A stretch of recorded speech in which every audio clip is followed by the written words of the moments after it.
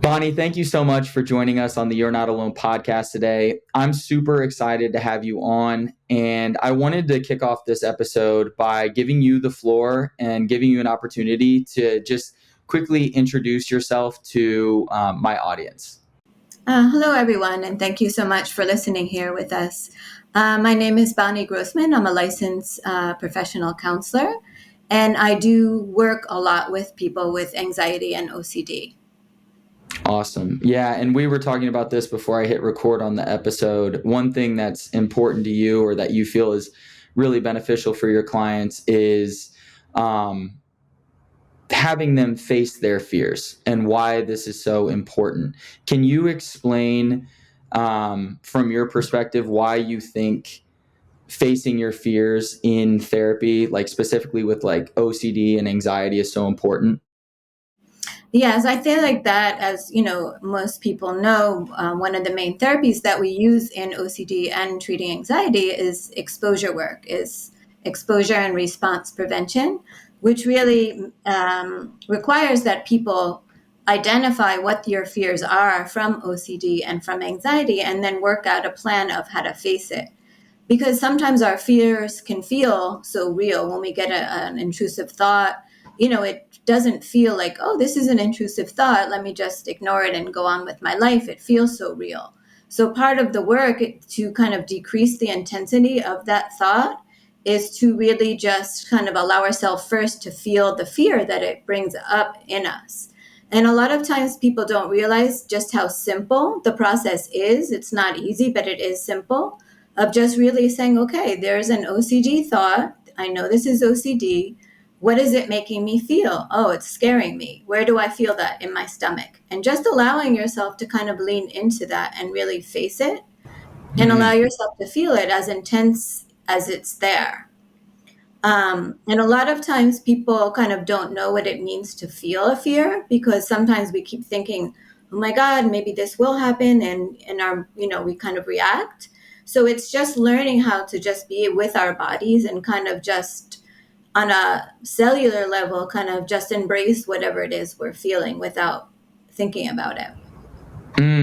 I think that you made a really good point and a really solid distinction, which is like exposing ourselves to fear and feeling fear isn't necessarily easy, but it is simple in the sense that anything that scares you, you can face it. And if you sit and feel those emotions over time, generally speaking, if you don't compulse, at least, you can begin to habituate to those fears. But that doesn't make it easy to do. And I can think back in my own experience, like especially at the onset when I was first struggling with intrusive thoughts, just how real the fears felt.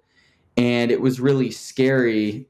This is kind of a funny way to say it, but it was scary to feel scared and uncertain and not sure of what was going to happen. So I think that was a really important distinction that you made. When you're working with a client, how do you get them comfortable with the idea that they need to face their fears?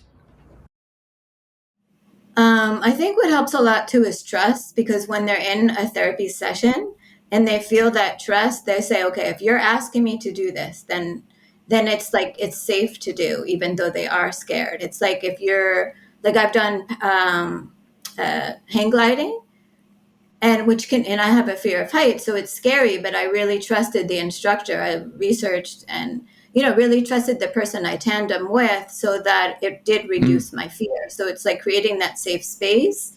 And we don't also have to just go take that jump.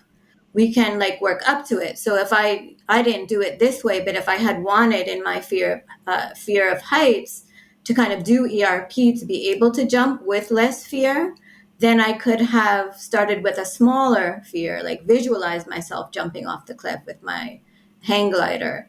I could have watched movies about it. I could have watched movies where things went wrong and really sat with that fear, which sounds really harsh to do.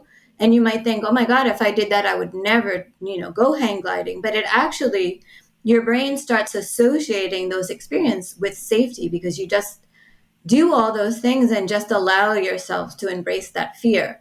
So when you do go to that edge and you have your wings on, in this example, you're able to jump with less fear because you built up to it. So we always start in our sessions with smaller fears, like baby fears, because it's not shameful. It's saying, okay, this is something smaller. So this is easier to start with. So you kind of understand what it really means to face a fear, because it's not pushing yourself to do something that feels way beyond your league. It's kind of like baby steps, small steps. Okay, I did this fear. Now I could try something else. And you realize that it's never as scary as you really think it is, or it could be. But then when you get used to just allowing the fear to be there and leading into it, it gradually decreases. And then what Mm, happens is you realize how strong and powerful you are. And you mm, realize just how good you are as a person. And it's a lifelong skill that helps you in the future, whether your OCD decreases or is totally eliminated. It's you realize that you are brave, and then you can face fears. And that opens so many doors in your life. mm. I really like that. The word that I wrote down is trust. I got a little notepad here that I like to take notes on as I'm having conversations, so I can go back to key points. It's interesting. You touched on trust at the start, which is so important, and I think oftentimes it can be, maybe it's, I don't want to say it's underrepresented. It's not talked about enough. Where having trust in your practitioner is so important, and putting faith that, you know, they've diagnosed you correctly, they understand what it is that you're struggling with, they know how to treat it. And yes, while you, the individual struggling, could be really scared that, well, if I do this tiny little baby exposure, like you said, what if that leads to my bigger fear coming true? But having trust in the person that you're working with up front, I think it makes it so much more likely for that individual to lean into those exposures. I can think back to my own experience, and I did feel a high degree of trust with my therapist at the time. She walked me through what OCD was. She did like a full assessment. And once she had kind of determined, okay, I think that this is OCD, she was able to explain it to me and talk to me about why we were going to do a certain type of talk therapy and why that was beneficial. And so I felt I was in a very vulnerable state. I'll start by saying that. I was super anxious and depressed when I came to her because I waited for so long to do anything. But she made me feel comfortable, and I trusted her. So I thought, Bonnie, that was a really good point. The other thing, though, about trust that's interesting that you talked about when you build up through exposures is the trust that you start to build in yourself. And I thought that the example that you used with hang gliding was fantastic. First, trusting the instructor. And then if you did enough hang gliding, I'm sure that you would start to trust, hey, like, I've got enough evidence here from past flights that, hey, if I do this, I can trust myself. I might be a little uncomfortable, but I know how to navigate this process. And if I continue to get reps, I can build more and more trust, and I can build up trust with myself, to your point, that I am brave, that I can do tough things, that when I'm forced with facing a fear, I don't run from it, but instead I face it. And to me, I really am glad that you touched on that, because that bravery and self-trust that gets built up over time, I think is one of the biggest reasons why I don't fear, for example, like relapse. And I know that that's something that a lot of people with OCD fear, that they'll go back to a time in their life where they were super anxious, deeply depressed, having thoughts of suicide, completely controlled by their intrusive thoughts and compulsing. And I think one thing that's given me confidence and not fear that I'll relapse is the trust that I've built up with myself over the years, because I was diagnosed back in 2016, and I know that I can always tap into those tools whenever I need it. So I really appreciate you talking about just building up trust. When you're working with a client,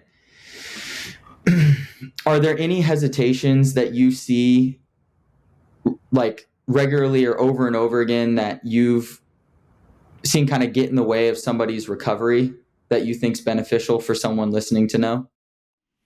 Yes, and I think that it has to do with that fear because I see people who are super severe, I see people not so severe, but I always tell them it doesn't matter how severe you are. What really makes that determination if you are going to get better or not is your willingness to face the fear. Because if you're shut down and you're like, no, I'm not going to practice my exposures. I'm going to go, obviously we want to respect how fast or slow you do go in sessions, but there has to be a time where the exposures get a little more intense.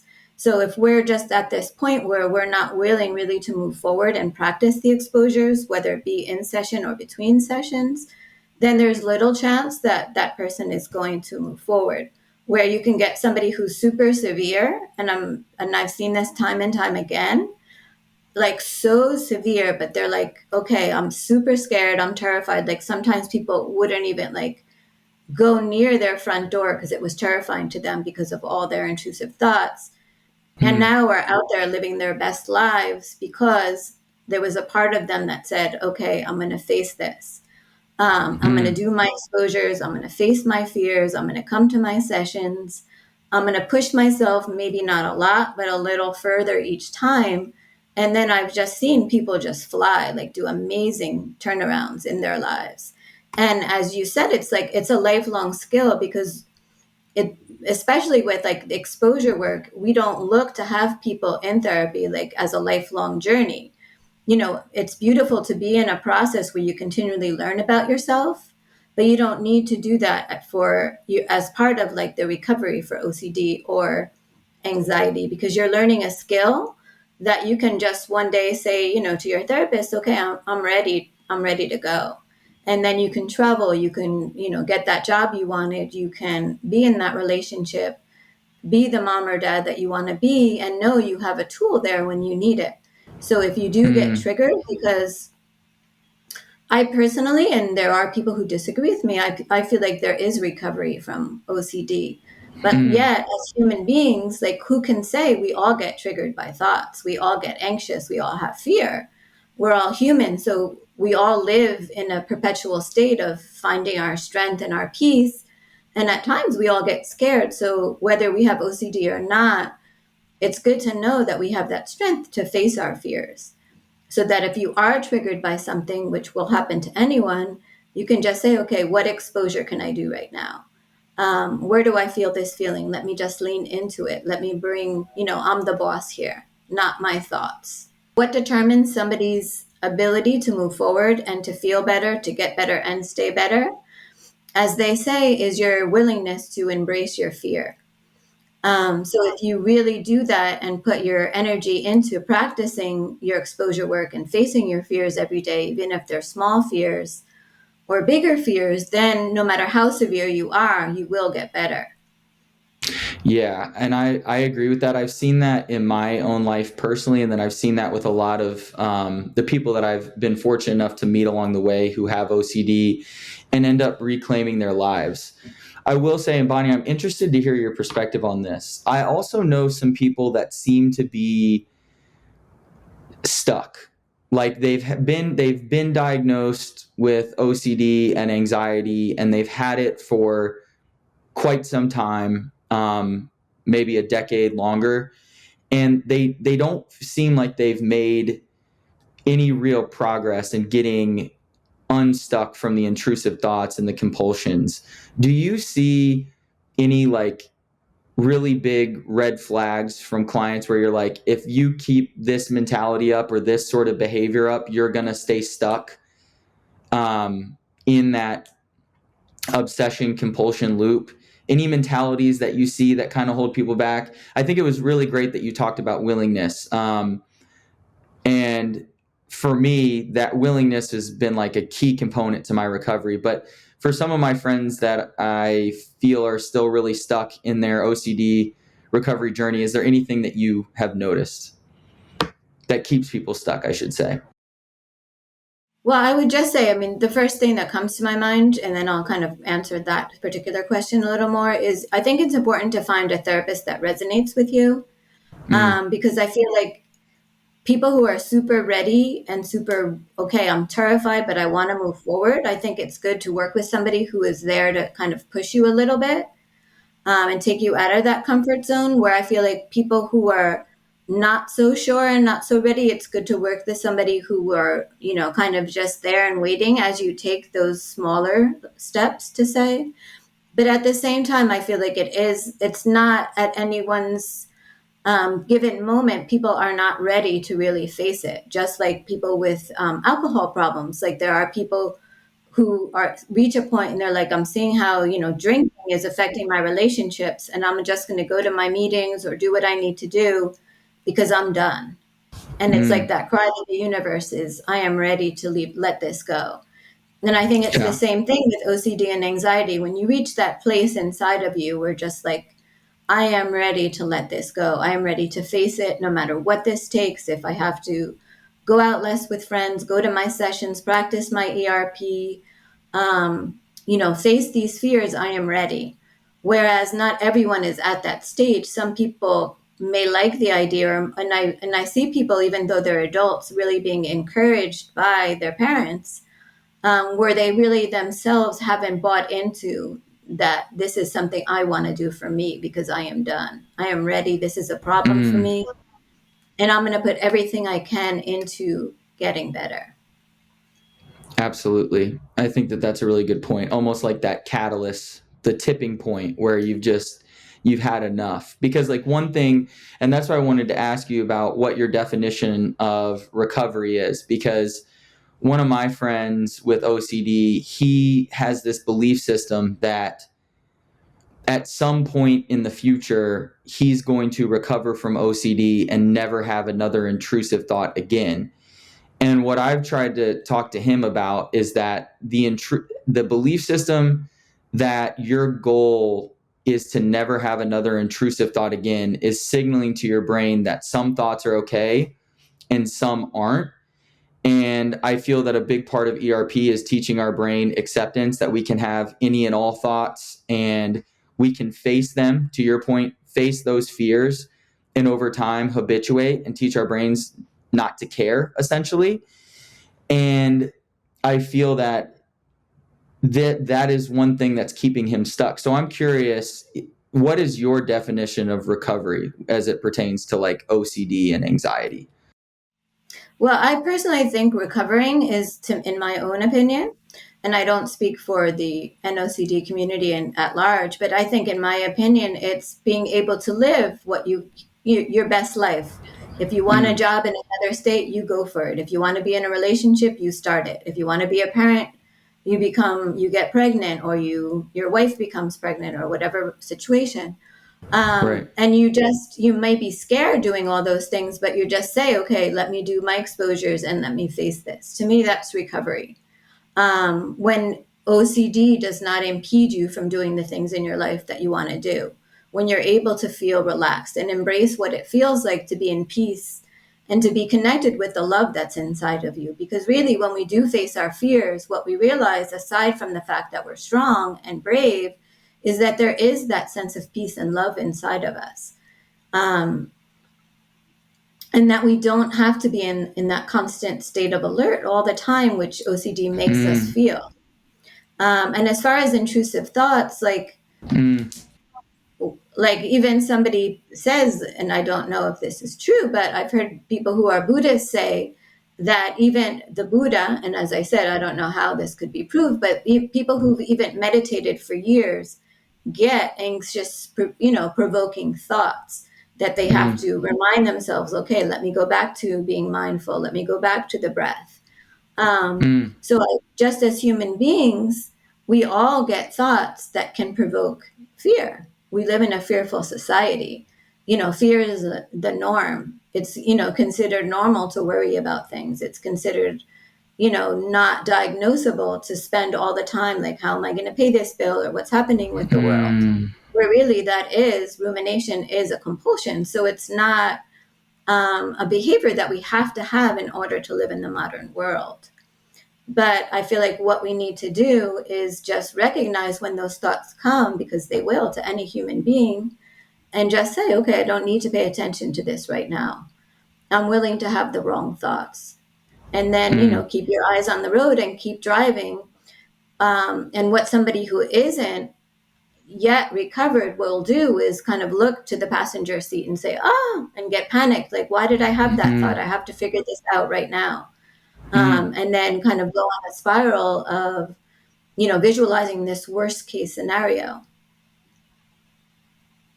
So I will tell you that if there are other people in the OCD community that have a different definition of recovery from what you just shared, uh, I would want to have a conversation with them, because I'm in alignment with your definition of recovery, which is doing things that are important to you and that you value, whether or not you're experiencing fear or anxiety or intrusive thoughts. So I appreciate you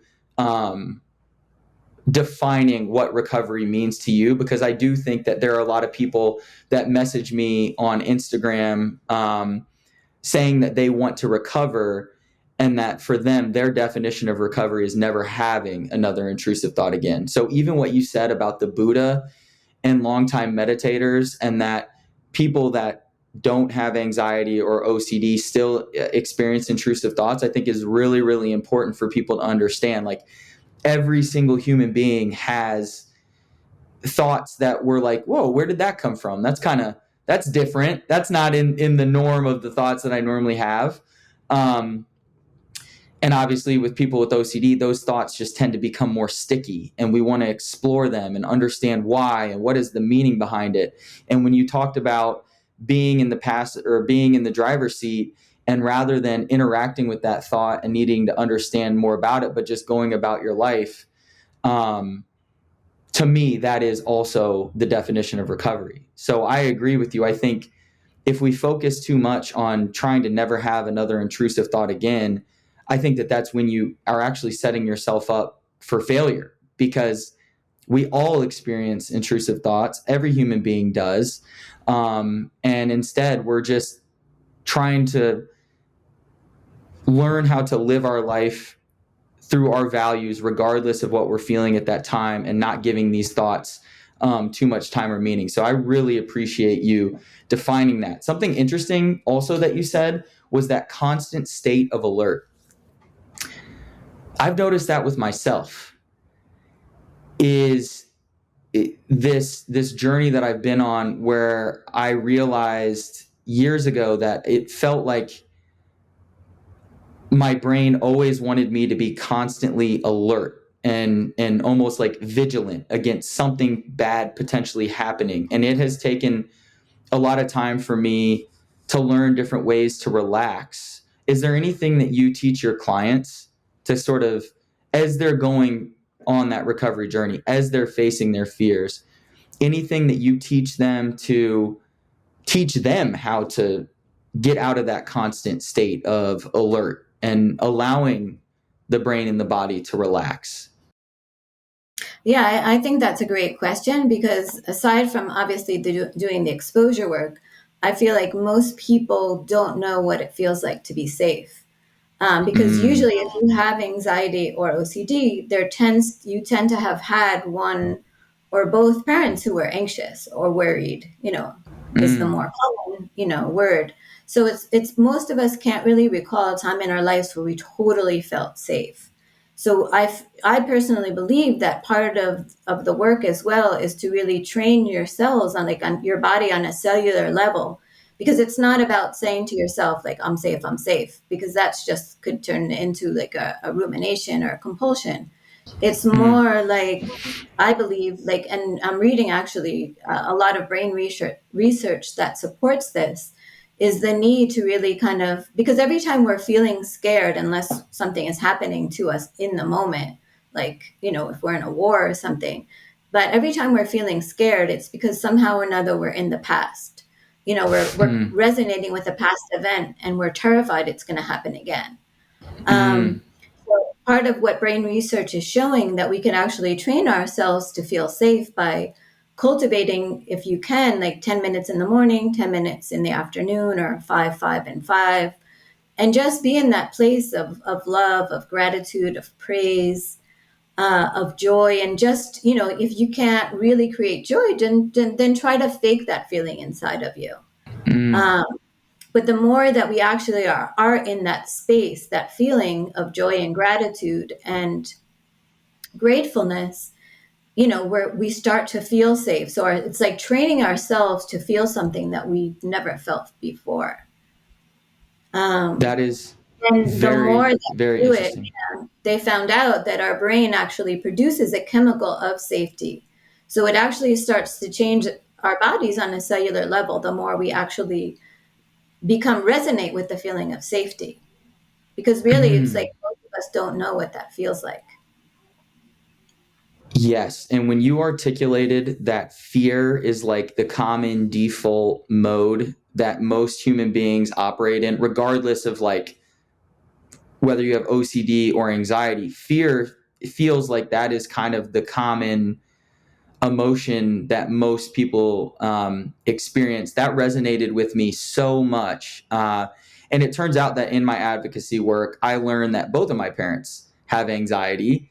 Um, my wife, we've discovered my wife has anxiety. There's anxiety in her family, but it is so fascinating what you talked about in terms of tapping into the cellular level, rather than almost doing affirmations of like, I'm safe, I'm this, I'm that, where that could become a rumination or a compulsion.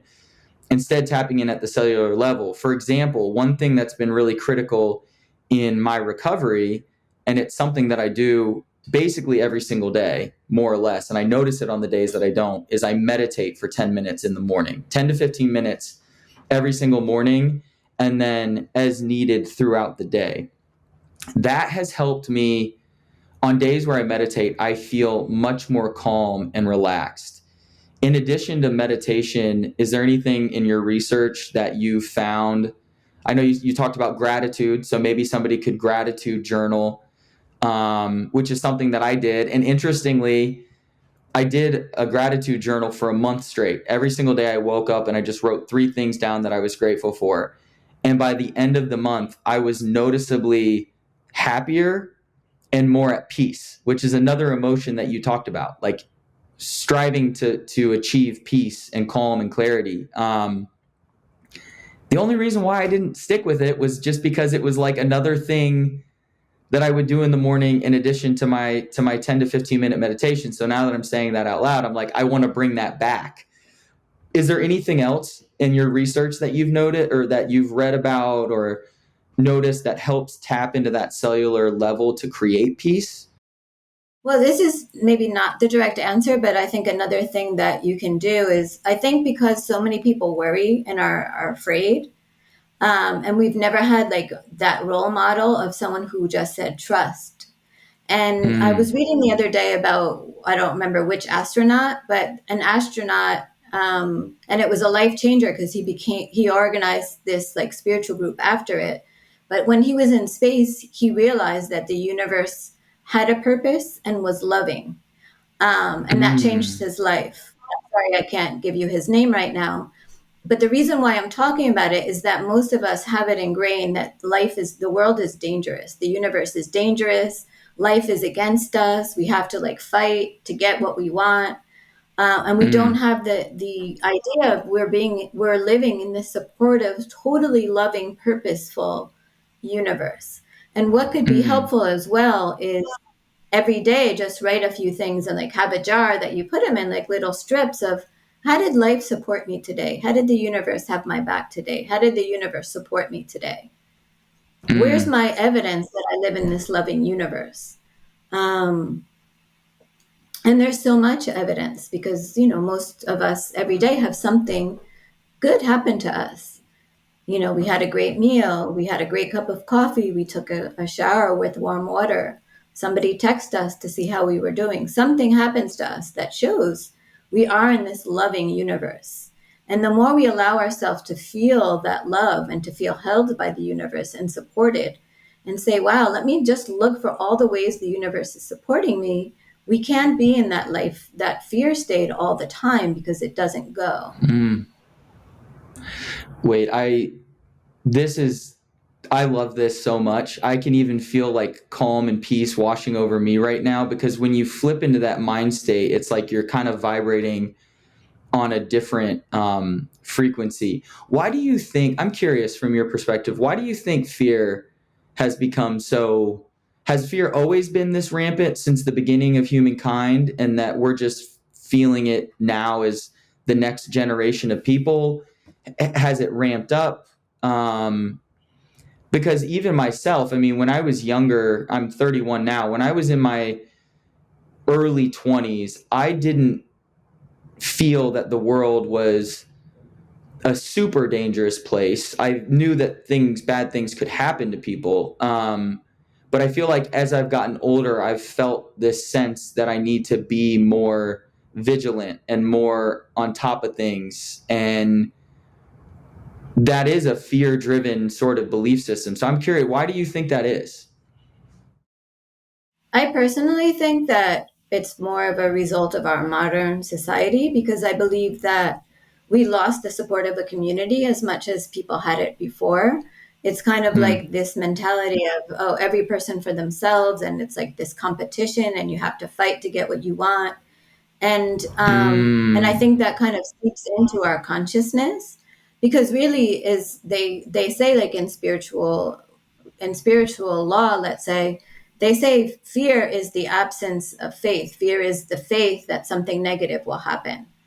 So Mm. I think that what we need to learn is just to have that trust that good things will happen, that good things happen easily. And not that easy things happen all the time, because we are hit by life's challenges. But if we look at those challenges as opportunities to grow and not as like a punishment in this dangerous world, we can look at Mm. it like an opportunity provided us by this lovingly supportive universe.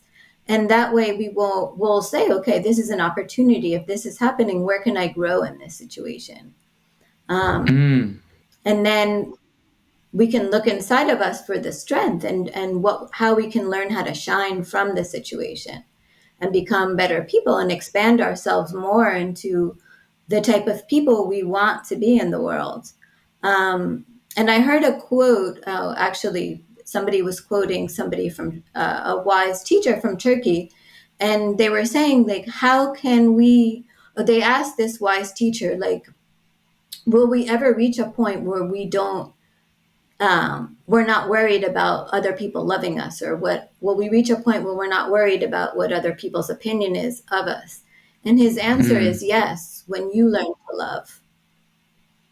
Mm. Because really, when we open our hearts to love ourselves, to accept ourselves, to do things for ourselves, and kind of extend that to other people and to all other living beings, then we'll be floating in a state of trust and have less fear.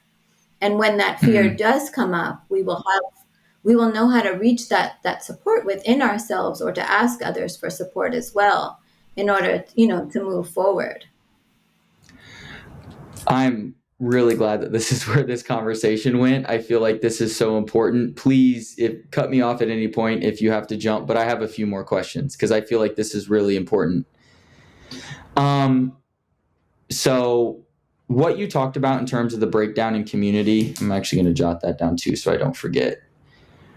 So that feels, I remember there was a study that I read a few years back, but basically the breakdown in family units, and then the fact that, like, especially, I guess I'm in the millennial generation, but like we all like travel and leave where we were initially born for the most part. Like that feels very common for my generation to just kind of move from place to place to place. So that's sort of a breakdown in community. And then there does feel like there's this momentum around, I have to compete to get mine.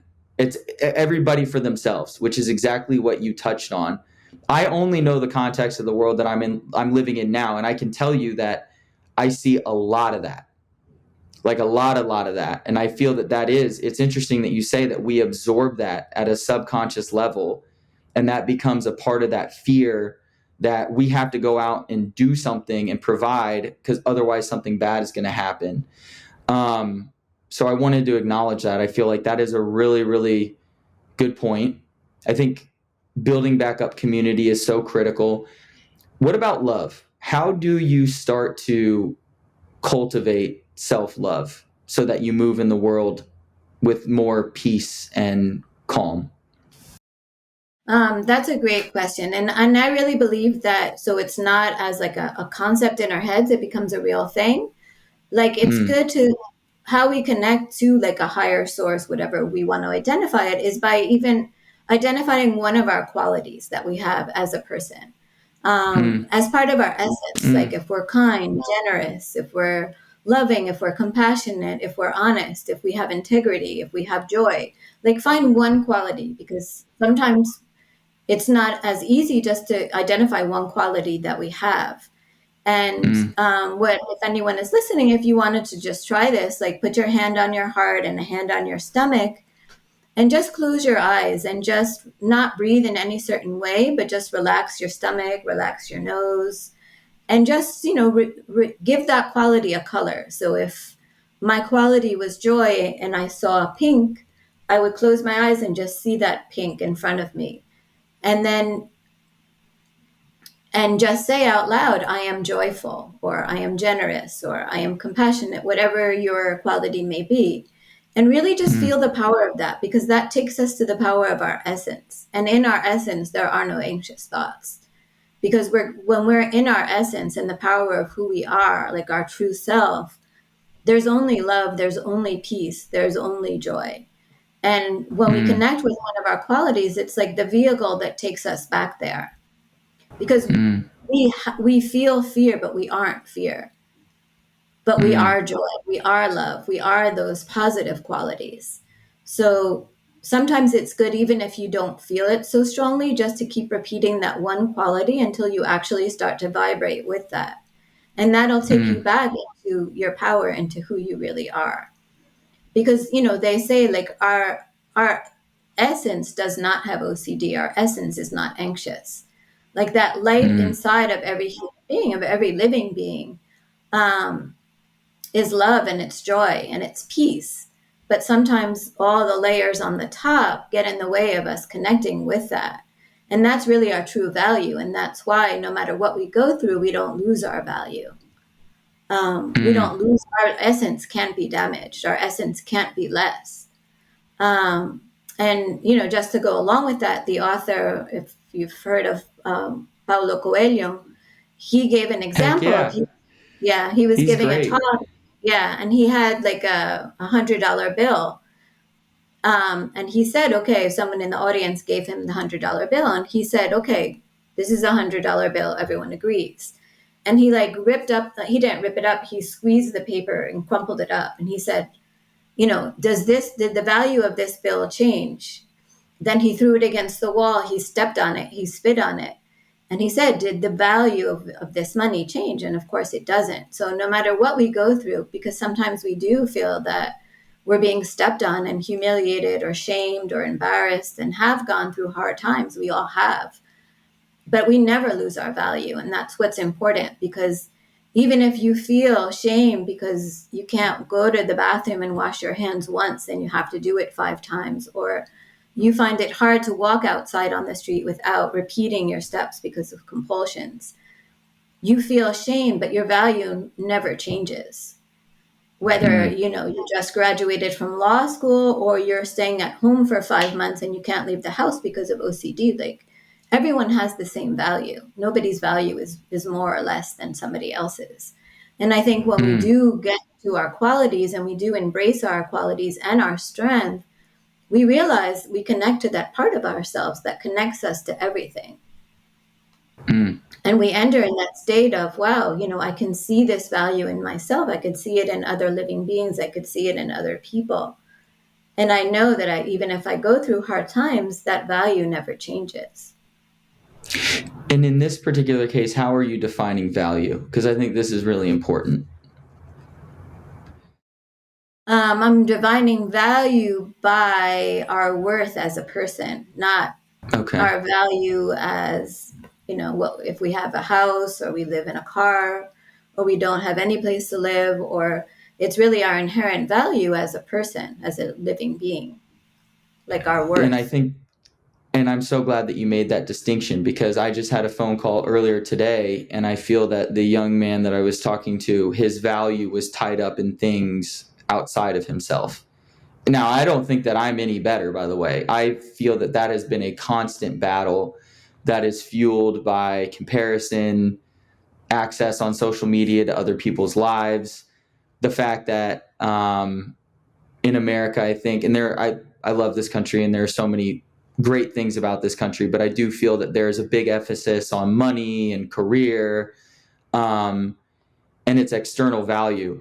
So for you, basically what you're saying to me, which I'm getting a lot from this too, so this is really helpful, is that there's an essence inside of all of us that cannot be taken from us. It cannot be damaged. It is pure love, joy, and peace, like in its purest form.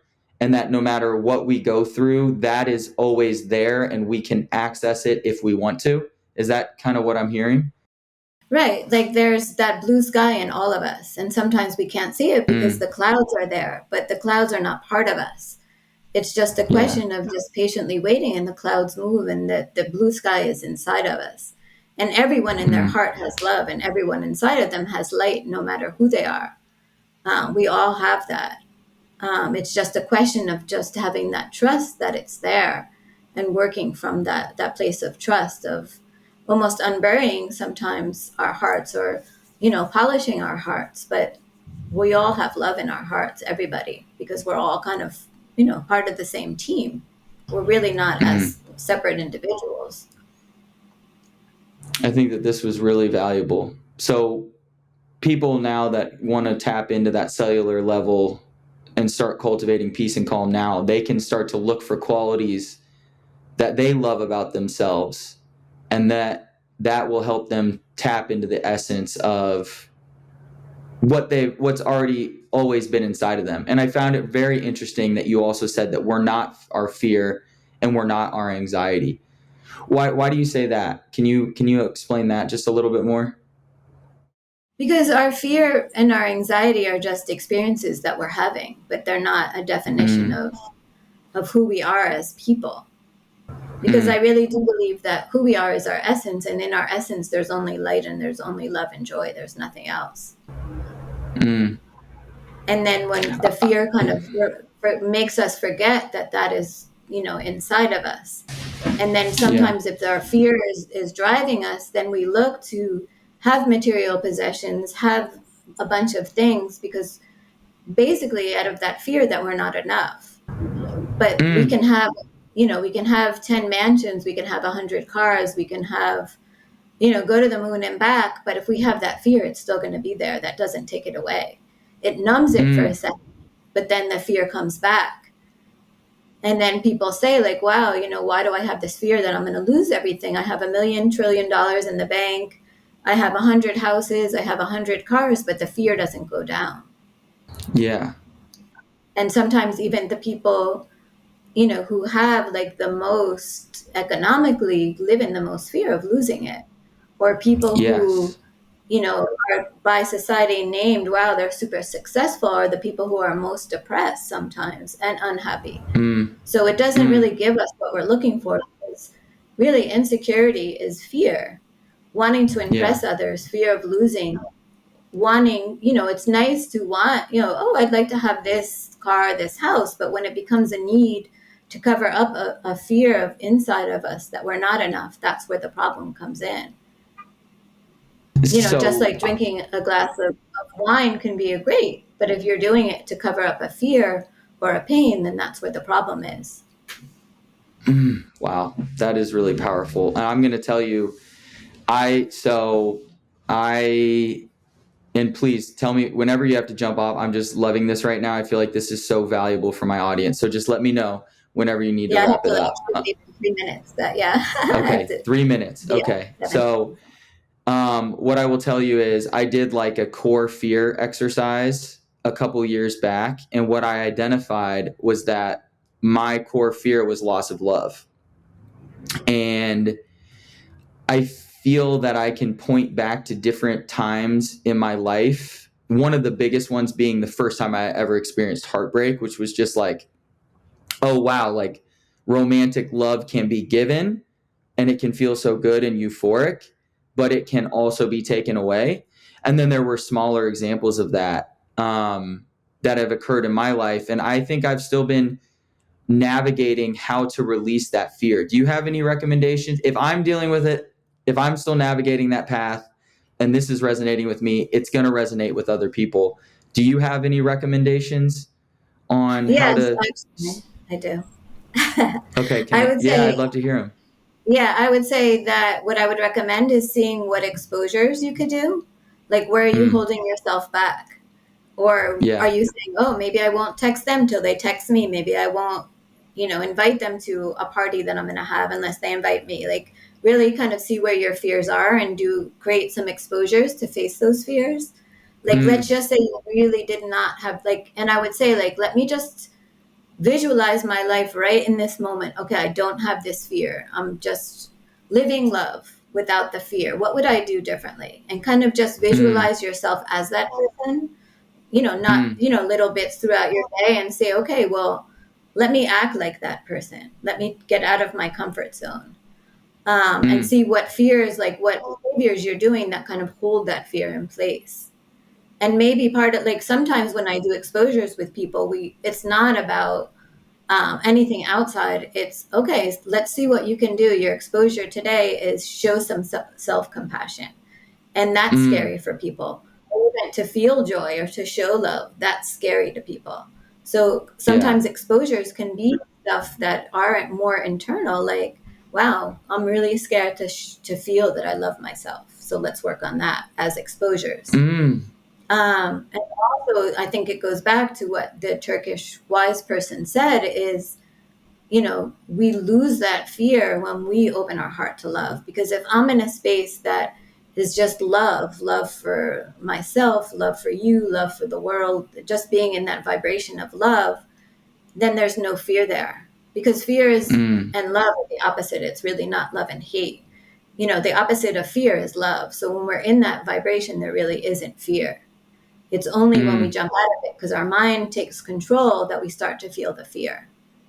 mm, And maybe too, what you could do is create a new story for yourself, because maybe in your mind you created this story of loss. And maybe what you need to do right. is forgive yourself for all those losses Mm. and just You say, said hey, it was forgive? okay what you went through. Yeah, yourself for the losses, and Yeah. just say, hey, it's okay what you went through. Like, it was hard and it was painful, but it's okay. And I'm here to support you with it. Like, say to yourself, Mm, because sometimes we just need to be that unconditional person for ourselves, and just say to ourselves, mm, okay, so you suffered in the past, and it's okay. Like, it's great that you took that risk, and I'm here, and it's okay that you're still hurting from that, and I'm here and I'm showing you compassion. And just say that to ourselves, and maybe, forgive the stories that we wrote about our lives as well, because maybe deep down inside of you, you have that story that's still written about the loss. And maybe it's just time to write the story down about the loss and rip it up and just say, okay, I'm willing to put this in the past, and I'm willing to create a yeah. new story for myself. I And I'm love that. willing to be here with myself no matter what happens. If I do fall down, if I do hurt, if I am scared of loving again or whatever, I'm here for myself to support myself. Because really what we're scared of the most is just the judgment that comes from ourselves towards ourselves, really. And Mm, sometimes it's just great to learn little by little how to be our biggest advocates, like our biggest support for ourselves. Because mm, really we always want people to be unconditional for us, but we don't really know how to be that unconditional to ourselves. wow. I, And then that I, also comes with watching our thoughts of judgment to ourselves as well, and learning how to, just like any other intrusive thought, to just say, okay, this is an anxious thought. Let me just sit with it. And then it'll take us out of the distortion. mm, Because we might say, oh, that's an intrusive thought that if I drive over the bridge, I could drive off. Oh, that's OCD. But if we say, oh, they're better than you, or you're going to fail at this, then where it's like, oh, that's not OCD. This is real. But we Yeah. don't see as clearly the distortion when it's against us. Right. Right. Which is actually really interesting that you bring that up, because that was a conversation that I had with the young man earlier today, where it was like, it's less of the intrusive thoughts and it's kind of quote unquote more of the like real ones. Like, I'm not smart enough to do this thing, or somebody else knows more about me, or knows more than I do about this particular subject. Therefore, I'm not worthy. And I am so glad that you shared this, because myself, and I think so many of us, are carrying around some of these narratives. And I just love what you said, being that unconditional love for yourself. I don't know how many people have even thought about that as an option, as something that you should do, but yet it actually feels so, to me, hearing you say that, that feels like that's something that I personally, after this podcast episode, I want to start pursuing that, because I think that while I feel fairly confident as a person, I do think that I don't know if I show myself unconditional love. And so that's really interesting. And for everyone else listening, Bonnie just opened it up for all of us to pursue, I think, such a very, very interesting topic. Do you weave this type, is this spirit, would you consider this spirituality? Is this a form of spirituality? Is this some religion that you're pulling from? How do you weave this into everything that you do? I say yes, it is spirituality, but it can be weaved into everything. Okay. Yeah. It feels good. I like it. I think it's a nice addition to everything that I've learned about treating OCD and anxiety. And it feels, I don't know. I like the tapping in at the cellular level and identifying a quality that you love about yourself, and cultivating unconditional love. So I guess I know you have to go. So to part, can you give myself and my audience one tangible piece of like homework or advice to begin to become that unconditional love for ourselves, so that we can tap into our true essence?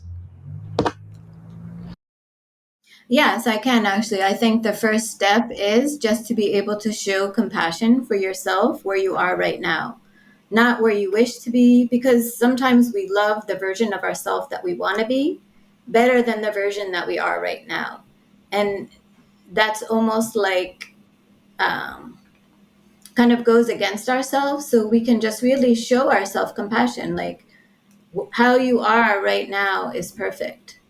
Um, And if you want, I don't have it with me, but there's an actual, I could give it to you and you could maybe read it later on to your audience. It's actually a beautiful poem by Rumi that has to do with this. I will 100% read that poem. I'll do it Yeah. in the outro of this episode. I will read that poem. But it has to do with just part of love and embracing love and really immersing ourselves in love is just being able to accept and send love to all parts of ourselves. The part that's Mm, scared, the part that's anxious, the part that does compulsion, the part that's brave, and not try to get rid of any part of ourselves. And mm, then that's when we start to being unconditional, not by becoming perfect, but by really just showing compassion. mm.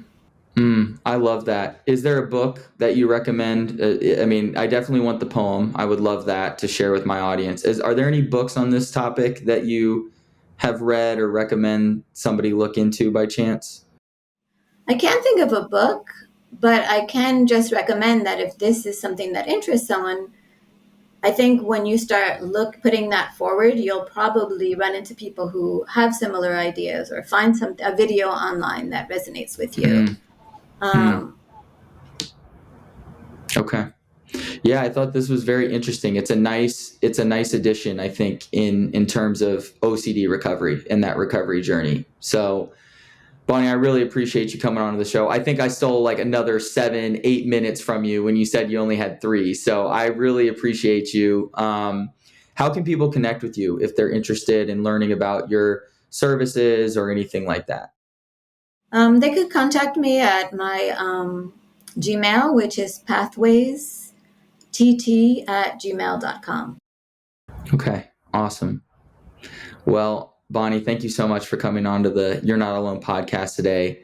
Really appreciated the insights that you shared. And yeah, I think that this was not only beneficial for my audience, I think this was beneficial for me. So thank you. I really appreciate it. All right. Thank you so much. I appreciate it too.